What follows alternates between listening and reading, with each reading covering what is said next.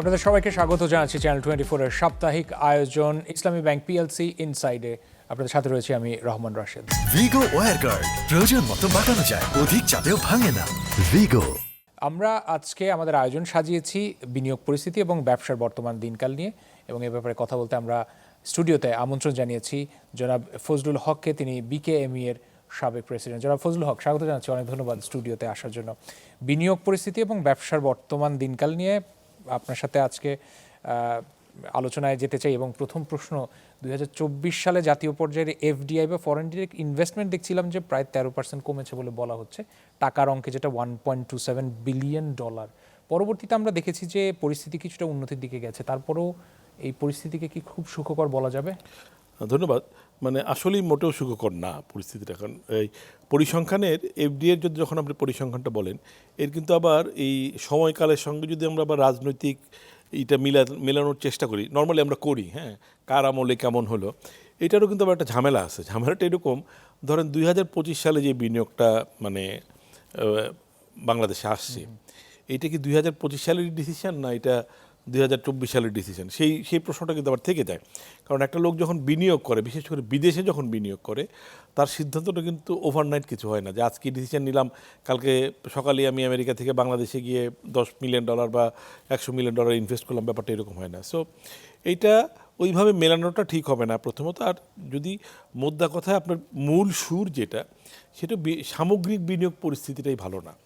এবং এটা কিন্তু শুধু এফডিআই না, দেশীয় বিনিয়োগ আপনি দেখেছেন যে বেসরকারি খাতে ঋণ প্রবাহ, যেটা বিনিয়োগ মাপার জন্য সবচাইতে শক্তিশালী মানদণ্ড, সেখানে দেখা যায় সেটা নেগেটিভ, টুয়ার্ডস ডাউনওয়ার্ড টেন্ডেন্সি আছে দীর্ঘদিন যাবত। এবং অনেক লজিক্যাল কারণ আছে। এবং দেশের ইনভেস্টমেন্ট যখন হয় না, তখন বিদেশি ইনভেস্টমেন্ট তো হওয়ার আসলে কোনো কারণ নেই। কারণ আপনি ঘরের লোক আপনি ইনভেস্ট করছেন না, আমি কেন বাইরের লোক এসে, আপনি ঘরের লোক আস্থা পাচ্ছেন না, আমি কিভাবে এখানে আস্থা পাবো? এটা খুবই স্বাভাবিক। তো এই পরিস্থিতি 2025 আমরা মাত্র কয়েকদিন হাতে আছে এটা।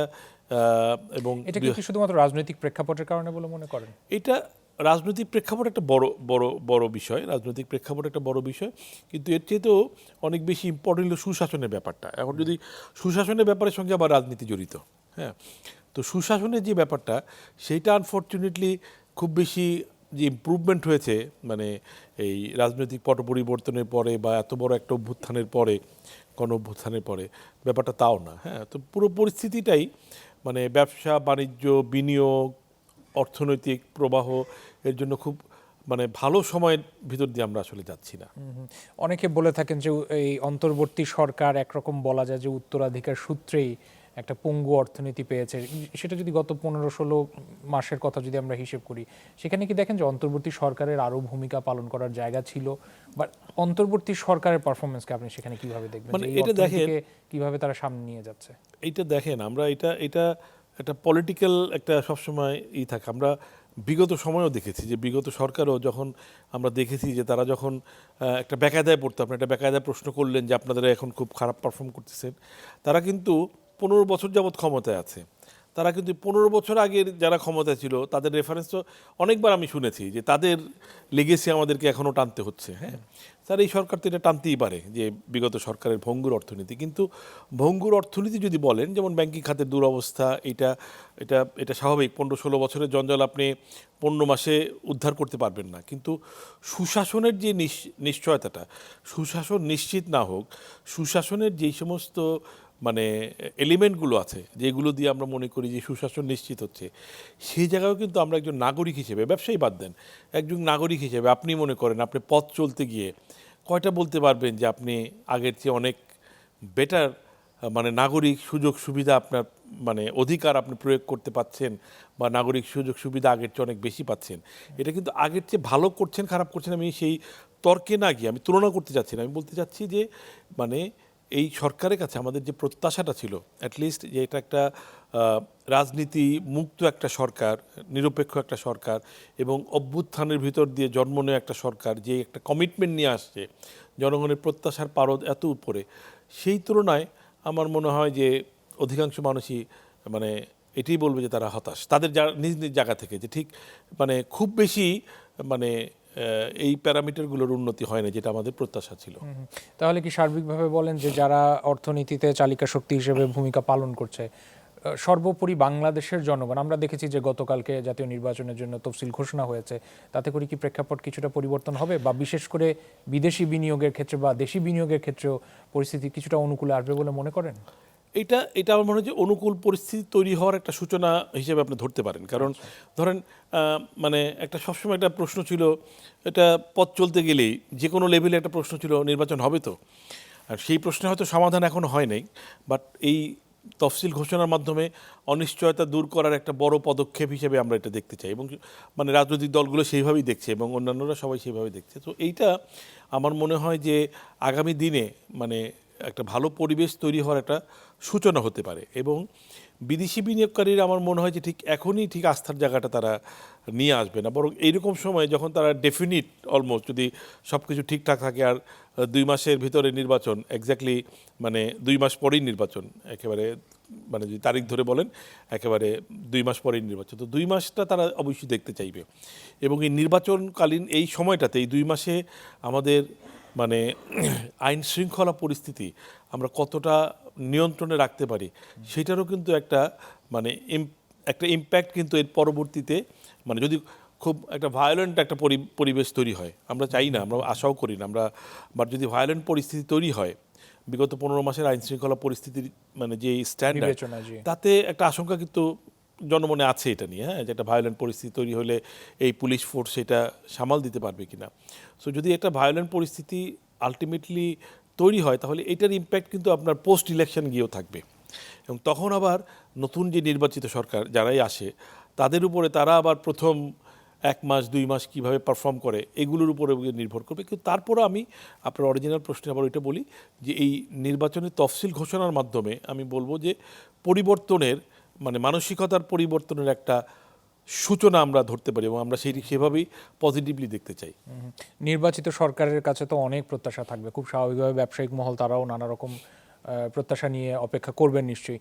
নির্বাচনের পরে যে সরকার ক্ষমতা নিবেন, তার জন্য কি কি চ্যালেঞ্জ রয়েছে, বা এই যে যে মন্দাবস্থার কথা বলা হচ্ছে, কিভাবে তারা এগোলে ভালো হয়? এটা ধরেন আমি মনে করি যে নির্বাচিত সরকারের কাছে চ্যালেঞ্জটা অনেক বেশি এই কারণে যে আমরা 15 বছর মানে উপেক্ষিত একটা মানে অর্থনীতির চালিকা শক্তির একটা বড় অংশ উপেক্ষিত ছিল অলিগার্কদের দ্বারা, তারা মানে নির্যাতিত নিষ্পেষিত ছিল, তাদের কারণে, তাদের প্রভাবের কারণে হয়তো উপেক্ষিত ছিল। তো এরা এই তত্ত্বাবধায়ক সরকারের আমলে যেই সমতা মানে ন্যায্যতা প্রত্যাশা করেছিল, সেইটা কিন্তু আসলে পায় নাই। যে এই যে প্রত্যাশাটা পূরণ হলো না এই তত্ত্বাবধায়ক সরকারের আমলেও, এর কারণে এই যে তত্ত্বাবধায়ক সরকারের কাছে যে আকাশচুম্বী প্রত্যাশা ছিল, সেই প্রত্যাশাটা অটোমেটিক নেক্সট গভর্নমেন্টের কাছে ট্রান্সফার হবে। এবং নেক্সট গভর্নমেন্ট, সেটা যেই দলই ক্ষমতা হোক, গভর্নমেন্ট কিন্তু পলিটিক্যাল গভর্নমেন্ট থাকবে। এবং পলিটিক্যাল গভর্নমেন্ট, আমাদের হিস্ট্রি যেভাবে বলে যে পলিটিক্যাল গভর্নমেন্টের তাদের যে পাওয়ারফুল বিজনেসম্যানরা আছেন, তারা আবার একটা প্রভাব বিস্তার করার চেষ্টা করবেন। সেইটাকে যারা নীতি নির্ধারক থাকবেন সরকারের, তারা সেই চ্যালেঞ্জ মোকাবেলা করে এই বৃহত্তর জনগোষ্ঠী বলেন বা অর্থনৈতিক কর্মকাণ্ডের সঙ্গে জড়িত যেই জনগোষ্ঠী, তাদের প্রত্যাশা কীভাবে পূরণ করবে, সেটা অনেক বড় চ্যালেঞ্জ। এবং এইখানে আমার মনে হয় তাদেরকে একটা বিশেষ নজর দিতে হবে, এবং মানে একটা ভিন্ন মন মানসিকতা তাদের এখনই তৈরি করে নেওয়া উচিত, যে তাদেরকে আরও অনেক কঠোর এবং মানে নিরপেক্ষতার সঙ্গে মানে দেশ শাসন করার, স্পেশালি সব জায়গায় বাট স্পেশালি অর্থনীতির ক্ষেত্রে তাদেরকে বিশেষভাবে মনোযোগ দিতে হবে। পরিসংখ্যান ব্যুরোর হিসাব বলছে যে গত অক্টোবর মাসে মূল্যস্ফীতির হার ছিল 8.13%। আমরা নাম্বার ক্রাঞ্চিং নিয়েও অনেক অভিযোগের কথা শুনেছি, বিশেষ করে অন্তর্বর্তী সরকার যখন ক্ষমতা নিল বা দায়িত্ব নিল, সেই কথাটার সাথে আপনারা কতটুকু একমত? মূল্যস্ফীতির যে এই পরিসংখ্যাটা দেওয়া হয়, এইটা কিন্তু আপনি যদি আবার সাধারণ মানুষ, বিশেষ করে যারা এটার মানে ঘাতটা যাদের উপরে বেশি যায়, যাদের দিন আনতে পান্তা ফুরায় এরকম অবস্থা, যাদেরকে প্রতিনিয়ত হয়তো ট্রাকে লাইন দিতে হয় বা তার চেয়ে একটু উপরে যারা আছেন, তারা কিন্তু আবার এই পরিসংখ্যানটা মানতে চায় না। তাদের কষ্টের আসলে খুব বেশি কোনো পরিবর্তন হয় নাই। আর 8.1, 7.6 এটা এই শুভঙ্করের ফাঁকিতে তাদের আসলে খুব বেশি কিছু যায় আসে না। হ্যাঁ, এই 0.5% এইটা সেমিনারে কথা বলার জন্য, এমনি পরিসংখ্যান দিয়ে বক্তৃতার এটা একটা অংশ নেওয়ার জন্য চমৎকার, কিন্তু এটা সাধারণ মানুষের জীবনে খুব বেশি প্রভাব ফেলে না। কিন্তু সমাধানের পথ খুঁজতে এই নাম্বার যদি ঠিক না হয় তাহলে পরিমাপ করতেও কি ভুল হবে না? অবশ্যই ভুল হবে, এবং আমি বলছি এইটার এবং এই যে মূল্যস্ফীতির যেই ঘাতটা, আমি যেটা বলতে চাচ্ছি সেটা হলো এটাই 0.21 কমানো, এটা একটা বড় ধরনের মানে একটা পরিবর্তন দরকার। প্রথমত হলো সংখ্যাটা যদি আপনি ঠিক না থাকে, আপনি খুব কারেক্টলি বলেছেন যে পরিসংখ্যানটা যখন ভুল হয় তখন হয় কি আপনি আর কী পরিস্থিতি নেবেন। রপ্তানি আপনি যখন বাড়িয়ে দেখালেন যে রপ্তানি ঊর্ধ্বমুখী, বা আত্মতুষ্টিতে ভোগার একটা আত্মতুষ্টিতে ভোগার সংখ্যা একটা তৈরি হয়। সংখ্যা তৈরি হয়, লোকজন মনে করছে খুব ভালো হবে, খুব ভালো হবে, কিন্তু আর ভালো হলো না। যখন এই ডোনাল্ড ট্রাম্পের এই আমরা মানে একটা এই অতিরঞ্জিত, যখন আমরা 20% আমরা যখন সেটেল করতে পারলাম, তখন আমরা একটা অতিরঞ্জন দেখলাম, অতিকথন দেখলাম যে আমরা বিশ্ব জয় করে ফেলেছি, এরকম একটা ভাব দেখলাম। এবং বাংলাদেশে অর্ডারের বন্যা বয়ে যাবে, আপনি যদি একটু স্মরণ করতে পারেন, খেয়াল করতে পারেন, বাস্তবতা কিন্তু সেটা হয় নাই। ফলে যখনই মানে মানে আমাদের নীতি নির্ধারকরা বা তাদের সঙ্গে মানে লোকজন চাচ্ছে, তখনই তারা এই পরিসংখ্যানের ব্যাপারটা তাদের ফেভারে ব্যবহার করার জন্য এবং এর সঙ্গে অতিকথন অতিরঞ্জন যোগ করে লোকজনকে একটু মানে একটু একটু ভিন্ন জগতে নিয়ে যাওয়ার চেষ্টা করছেন। তাদের মানে সব সব সব ব্যর্থতার দায় তা না থাকলেও তারা মানে সুন্দর দিনের একটা সুবাতাস সবার দিকে মানে সবার গায়ে যাতে লাগে এরকম একটা পরিস্থিতি তৈরি করতে চান, কিন্তু বাস্তবতাটা কিন্তু আসলে ভিন্ন, অনেক কঠিন। এই বছরে তো আমরা ইনভেস্টমেন্ট সামিটও হতে দেখেছি, যেটা নিয়ে সোশ্যাল মিডিয়াগুলোতেও একদম ট্রেন্ডি টপিক ছিল। এই ব্যাপার নিয়ে সারা দেশের জনগণ অনেক কথা বলেছে। এই যে ইনভেস্টমেন্ট সামিট যখন হয়েছে, সেগুলোর যে প্রস্তাবগুলো আমরা লক্ষ্য করেছি বা ফলাফলের জায়গাতে, সেখানে কি আপনি ইতিবাচক দেখেন এই পরিবর্তন? বা প্রথমত হলো ইনভেস্টমেন্ট সামিটটা যখন করা হয়েছে, হ্যাঁ, এই টাইমিংটাই আসলে খুব ভালো টাইমিং হয়নি। প্রথমত কারণ আপনি তখন মাত্র এই অভ্যুত্থানে একটা মানে স্বৈর শাসককে হটিয়ে আপনি ক্ষমতায় এসেছেন। হ্যাঁ, স্ট্রাকচার যা আছে সবই কিন্তু তাদের করা। হ্যাঁ, আপনি কিন্তু নতুন করে তখনও কিছু করেন নাই, নতুন কিছু চেঞ্জ করেন নাই, মানে বেসটা কিন্তু আগেরটাই রয়ে গেছে। এবং আইন শৃঙ্খলা পরিস্থিতি ভালো না। দেশীয় মানে যারা ব্যবসায়ী বা যারা আপনার ইনভেস্টমেন্ট করবে, ইনভেস্টার, তারা কিন্তু মুখ ঘুরিয়ে আছেন। তো ওই সময়ে ইনভেস্টমেন্ট সামিট করাটা যে খুব বেশি ফলদায়ক হবে না, সেটা কিন্তু আমরা তখন থেকে বলে আসছি। আপনি যদি তখনকার ইটি দেখেন, বিশেষজ্ঞ যারা তারা তখন নেই, এবং যারা একটু খোঁজ খবর আগে তখন থেকে বলছে it's not a good time, it's a good initiative but not in a good time. এটা আরও অনেক পরিস্থিতি আপনার এই আপনার বিনিয়োগ বান্ধব করার পরে এরকম একটা বিনিয়োগ মানে সাবমিট করলে এটার উপকার হতো। এবং এখন পর্যন্ত আমাদের কাছে কোনো ফ্যাক্টস ফিগার এরকমভাবে আসে নাই যে ওইটার কারণ ওইটার পরিপ্রেক্ষিতে বাংলাদেশে বিনিয়োগের বন্যা বয়ে যাচ্ছে, যেটা তখন ওই এপ্রিলে আমাদেরকে শোনানো হয়েছিল যে বিনিয়োগের বন্যা বয়ে যাবে, সেরকম কিছু হয় নাই। তার মানে হচ্ছে আসলে কিছু হয়নি। কারণ মানে এই সংশ্লিষ্ট যারা আছেন তারা কিন্তু সবসময় একটু মানে একটু বাড়িয়ে বলার একটা থাকে। এখন আমি থাকলে হয়তো তাই করতাম, আমি জানি না ঠিক, যে সবাই সাফল্য নিজে একটু বাড়িয়ে দেখাতে চায়। সো আমার মনে হয় না যে পরিস্থিতির খুব বেশি, আমি বলতে চাই উদ্যোগটা ভালো ছিল, but timing was not good at all. আপনি কি মনে হয় যে বাংলাদেশের কোন কোন খাতে বিদেশি সরাসরি বিনিয়োগের জন্য খুব ভালো ক্ষেত্র, বা বাংলাদেশের উচিত বিদেশি বিনিয়োগকারীদের আকর্ষণ করা কোন কোন খাতকে এগিয়ে রাখবে? মানে এখন খাতের ব্যাপারটা হচ্ছে কি, বাংলাদেশের এখানে একটা মানে একটা কন্ট্রাডিক্টরি ব্যাপার আছে। আমাদের ইনফ্রাস্ট্রাকচারই হচ্ছে মানে আমাদের ইনফ্রাস্ট্রাকচারটাই আমাদের মানে কি বলা যায় যে ওই বিনিয়োগে যে মার্কেট, এই মার্কেটে অ্যাট্রাক্ট করার জন্য আমাদের infrastructure is very poor. So সবার আগে আমি মনে করি সেই দিক বিবেচনায় এই ইনফ্রাস্ট্রাকচার ডেভেলপমেন্ট করার জন্য বিনিয়োগ আকর্ষণ করাটাই হচ্ছে সবার আগে কাজ। হাই টেকনোলজি যে জায়গাগুলো আছে, যেখানে আমাদের কিছু ঘাটতি আছে, সেই জায়গাগুলোতে আমাদের বিনিয়োগ আকর্ষণ করার ক্ষেত্রে মানে মানে বিশেষভাবে মনোযোগ দেওয়া দরকার। কিন্তু ইনফ্রাস্ট্রাকচার ডেভেলপমেন্টটা সবার আগে দরকার, কারণ ওইটা যদি না হয়, ওই বেসটা যদি তৈরি না হয়, তাহলে আসলে নতুন খুব বেশি ইনভেস্টার আসবে না। এটা ছাড়াও আলাদা করে ইনফ্রাস্ট্রাকচার ছাড়া কোন খাতে বিনিয়োগ করতে আগ্রহী হবেন বিদেশিরা, বা তারা কোন কোন ব্যাপারগুলো নিয়ে বেশি আগ্রহ প্রকাশ করে? হাইটেকের যুগ, হ্যাঁ, এই হাইটেকে আমাদের মানে একটু ডাইভার্ট করা দরকার। আমরা গতকালকে দেখছিলাম যে ভিয়েতনাম মডেল নিয়ে একটা আলোচনা হচ্ছে, গত 2 দিন যাবৎ বাংলাদেশে একটু মানে অন টেবিল আছে আর কি এই আলোচনাটা, যে আমাদের ভিয়েতনাম মডেল ফলো করা দরকার আমাদের বাংলাদেশি মডেল থেকে। এখন বাংলাদেশি মডেল থেকে বেরিয়ে আপনি যদি ভিয়েতনাম মডেলে যান, তাহলে আপনাকে একটু হাইটেক এবং আমাদের এই লেবার ইন্টেন্সিভ জায়গা থেকে একটু হাইটেকে যাওয়া দরকার। লেবার ইন্টেন্সিভ এটা আবার ডোন্ট মিসআন্ডারস্ট্যান্ড মি, যে আমি লেবার এই ইন্টেন্সিভটাকে বাদ দিতে বলছি না। এটার সঙ্গে সঙ্গে আমাদের হাইটেকগুলিতে আমাদের ফোকাস করা দরকার। কিন্তু ওই হাইটেক ইনভেস্টমেন্ট আসার জন্য ওই আবারও সেই ঘুরে ফিরে ওইখানেই যেতে হয়, যে আপনার ইনফ্রাস্ট্রাকচার ডেভেলপ করা দরকার। এবং ওই জায়গাগুলিতে হাইটেকে যদি আমরা আসলে না যাই, তাহলে আমাদের এই রপ্তানির এই রপ্তানির পরিমাণ 40-50, এরপরে 55 এরকম, ভিয়েতনাম যেমন 300 ছাড়িয়ে গেছে। হ্যাঁ, তো সেই জায়গা পার্থক্যটা কিন্তু অনেক, 250 বিলিয়ন, আমাদের 6 গুণ তারা। হ্যাঁ, তো 6 গুণ রপ্তানি, এবং এটাই সস্তা পণ্য দিয়ে আমরা 6 গুণ রপ্তানি করতে পারবেন না। সো হাইটেকে আমাদের যেতেই হবে, সেটা হাইটেকের মাল্টি ডাইমেনশনাল আছে, এবং আমাদের এখানে ট্যালেন্টের অভাব নাই। এবং ওইখানেও যদি এই ট্যালেন্টগুলোকে আরেকটু শার্পেন করার জন্য যদি ওইটাও একটা প্রজেক্ট হতে পারে, ইনভেস্টমেন্টের একটা প্রজেক্ট হতে পারে, ট্যালেন্টগুলোকে প্রপারলি শার্পেন করা।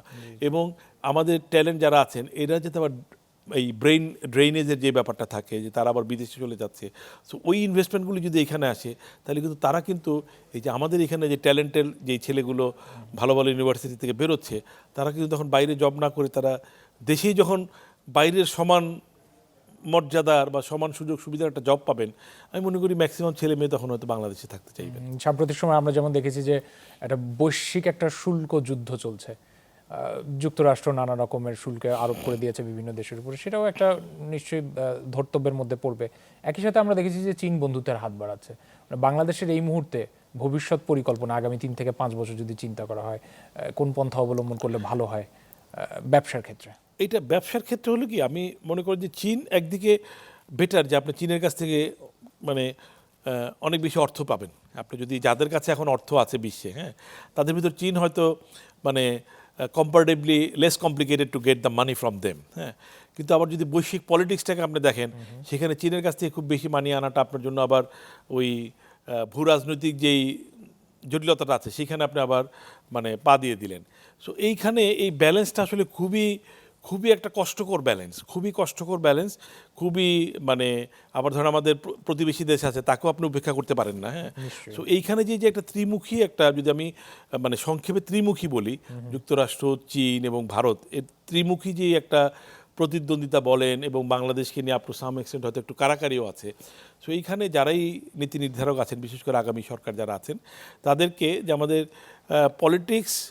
পলিটিক্স এবং ইকোনমিটাকে যদি আমরা একটু আলাদা করা যায়, এটা হয়তো, আর আমি চাইলেই তো হবে না, আমার উপরে যারা কলকাঠি নাড়ছেন তাদেরকেও তো চাইতে হবে, তাদেরকে কনভিন্স করা। সো এইখানে আমি মনে করি যে আমাদের যারা ডিপ্লোম্যাট আছেন, আমাদের যারা পলিসি মেকার আছেন, তাদের এই ইকোনমিক ডিপ্লোমেসিটা উইথ পলিটিক্যাল ডিপ্লোমেসি, এই দুইটার সঙ্গে একটা যদি চমৎকার ব্যালেন্স করা না যায়, এটা সহজ সরল উত্তর দেওয়াটা কিন্তু খুব কঠিন। কারণ ব্যাপারটা খুবই বিপজ্জনক। আপনি চায়নার দিকে ঝুঁকে পড়বেন, মানে যুক্তরাষ্ট্র সেটা খুব নীরবে সহ্য করবে, এইটা ভেবে সবার সঙ্গে বন্ধুত্বপূর্ণ সম্পর্ক রাখতে হবে। এবং আমাদের উন্নয়নের জন্য আমাদের মানে বৈশ্বিক অর্থনৈতিক সহায়তাটা দরকার, সেটাও ভুলতে চলবে না। এর ভিতরে একটা ভালো ব্যালেন্স যেভাবে তৈরি করা যায়, মানে ব্যাপারটা তো এরকম না যে আপনি চায়নার সঙ্গে কথা বললেই আপনি মানে আরেক দেশে শত্রু হয়ে গেল, ব্যাপারটা তা না। এইখানে যতটুকু যারা এই দেশ চালাবেন, তারা এই জায়গাটা যারা একসঙ্গে দুইটা জিনিসই দেখেন, দুইটা প্যারামিটারই যাদের হাতে, মানে আপনার ইকোনমিক ডিপ্লোমেসি এবং পলিটিক্যাল ডিপ্লোমেসি, তারাই ঠিক করবেন যে এই ব্যালেন্সটা কীভাবে মেনটেন করা যায়। আমরা হয়তো মানে ইকোনমিক ডিপ্লোমেসিটা একটু হয়তো বেশি বলতে পারবো, কিন্তু পলিটিক্যাল ডিপ্লোমেসির জটিলতাটা তো আরও গভীর এবং অনেক গোপন, যে সব ব্যাপারগুলো আমরা জানিও না। হ্যাঁ, ওই যে আপনি যখন বলেন যে ওই মানে এনডিএ থাকে, নন ডিসক্লোজার মানে এগ্রিমেন্ট, তো ওইখানে হয়তো পলিটিক্যাল ব্যাপারগুলো থাকে, হয়তোবা আমরা অনুমান করতে পারি। সো এই ব্যালেন্সটা তৈরি করাই হচ্ছে আমাদের যারা ডিপ্লোম্যাট, আমাদের যারা পলিসি মেকার আগামী দিনে দেশ শাসন করবেন, বা যারা এখনও আগামী 2-3 মাস আছেন ক্ষমতায়, তাদের সবচেয়ে বড় মানে সাফল্যের জায়গাটা ওইখানে। দেশি ব্যবসায়ী যারা রয়েছেন বা প্রাইভেট সেক্টরের ভূমিকা কী হওয়া উচিত বিনিয়োগ আকর্ষণে? বিনিয়োগ আকর্ষণে কি প্রাইভেট সেক্টরের ভূমিকা হওয়া উচিত, যে প্রাইভেট সেক্টরের তাদের নিজেদেরই বিনিয়োগ করা দরকার। হ্যাঁ, বিনিয়োগ করা দরকার। এখন তারা বলবে যে ভাই আমার তো পরিবেশ নাই। সো এই পরিবেশটা পেলে বিনিয়োগ আমাদের এখানে বিনিয়োগ করা দরকার, এবং বিদেশিরা যাতে আমাদের এখানে বিনিয়োগ করে, প্রত্যেকেরই যে পার্সোনাল কানেকশন আছে প্রাইভেট সেক্টরে, এটা কিন্তু গভর্নমেন্টে শুধু গভর্নমেন্ট টু গভর্নমেন্ট করলে হবে না, কানেকশনটা কিন্তু প্রাইভেট টু প্রাইভেট। এবং একটা প্রাইভেট সেক্টর থেকে যখন আহ্বানটা আসবে মানে এই বিনিয়োগ করার, যে আমি তোমার পার্টনার, আমি তোমাকে এই দেখাচ্ছি, তখন তারা কনফিডেন্সটা আর একটু বেটার পায়। কারণ তারা মনে করে যে ব্যবসায়িক যে সুবিধা অসুবিধাটা, এটা সরকারি লোকের চাইতে একটা বেসরকারি লোক অনেক বেশি জানে। কারণ ওই রাস্তায় আপনি কোথায় ঘুষ দিতে হবে, কোথায় ফাইল 10 দিন আটকা থাকবে, কোথায় আপনাকে ধমক শুনতে হবে, কোথায় কাজ হবে না, এগুলো একটা প্রাইভেট সেক্টরের লোক যে কোনো সরকারি লোকের চাইতে বেটার জানে। সো এই জায়গায় আমি মনে করি যে প্রাইভেট সেক্টরের লোকজনদেরকে যদি মানে ওই বিদেশি বিনিয়োগ আকর্ষণ করার জন্য মানে অ্যাম্বাসেডার টাইপের কোনো একটা রোল দেওয়া হয়, এবং ওইটা সরকারের রোল দেওয়ার দরকার নাই। যারা বড় বড় ব্যবসায়ী আছেন বাংলাদেশে, যারা মানে মাল্টি ডাইমেনশনাল ওয়েতে বিদেশি বড় বড় হাউজের সঙ্গে কানেক্টেড, তারা যদি একটু প্রোঅ্যাক্টিভ রোল নেয়, এই অ্যাম্বাসেডারের রোলটা তারা যদি নিজেদেরকে অ্যাম্বাসেডার ডিক্লেয়ার করতে পারে, সরকার অ্যাম্বাসেডার ডিক্লেয়ার করা আমি ওইভাবে আক্ষরিক করতে বোঝাচ্ছি না, মানে তারা যদি রোলটা প্লে করে যে বিদেশি বিনিয়োগ আসলো, এবং এখানে অনেক সময় আবার কনফ্লিক্ট অফ ইন্টারেস্টও থাকে যে আমি আবার আমার প্রতিদ্বন্দ্বী নিয়ে আসছি কিনা। সো এটাও তো, এই সব কিছু মিলিয়েই তারা যদি একটু, বিশেষ করে ছোটোখাটো ব্যবসায়ীদেরও তো হবে না, বড় বড় ব্যবসায়ী যারা আছেন, হ্যাঁ, তো তারা যদি একটু উদ্যোগ নেন, আমার মনে হয় যে বাংলাদেশের বিনিয়োগ পরিস্থিতি একটা বড় ধরনের পরিবর্তন হতে পারে, with the support of the গভর্নমেন্টের একটা মানে পরিবেশ পরিস্থিতিটা, মানে law and order, taxation, banking sector, electricity, অনুকূলে এগুলো তো গভর্নমেন্টের হাতে, এগুলো তো প্রাইভেট সেক্টরের হাতে না। মানে গভর্নমেন্টের যে দায়িত্বগুলো, সেগুলো যদি গভর্নমেন্ট ঠিক মতো পালন করে, প্রাইভেট সেক্টর যদি প্রপারলি সাপোর্ট দেয়, এবং গভর্নমেন্টের যেটা আমি আরেকটা কথা না বলেই পারছি না, গভর্নমেন্টকে প্রাইভেট সেক্টরকে সঙ্গে নিতে হবে, যেটা আমরা গত 1.5 বছরে আমাদের কাছে মনে হয় যে এই সরকারের ব্যাপারে ব্যবসায়ীদের সবচেয়ে বড় অভিযোগ হচ্ছে we feel always neglected throughout last 1.5 year almost. হ্যাঁ, যে এই জায়গাটাতে যে যেই সরকারি ক্ষমতা থাকুক, তারা যদি প্রাইভেট সেক্টরকে সঙ্গে নিয়ে প্রাইভেট সেক্টরকে উদ্বুদ্ধ করে বাংলাদেশকে মানে হাইলাইট করার জন্য, তাহলে পরিস্থিতি অনেকটা পরিবর্তন হবে। জি, জনাব ফজলুল হক, অনেক ধন্যবাদ আজকে আয়োজনের সময় দেওয়ার জন্য। দর্শক, কথা হচ্ছিল জনাব ফজলুল হকের সাথে, তিনি বিকেএমই এর সাবেক প্রেসিডেন্ট, এবং এরই সাথে আজকের আয়োজন শেষ করছি। আপনারা দেখছিলেন ইসলামী ব্যাংক পিএলসি ইনসাইড। সাথে থাকার জন্য অনেক ধন্যবাদ সবাইকে।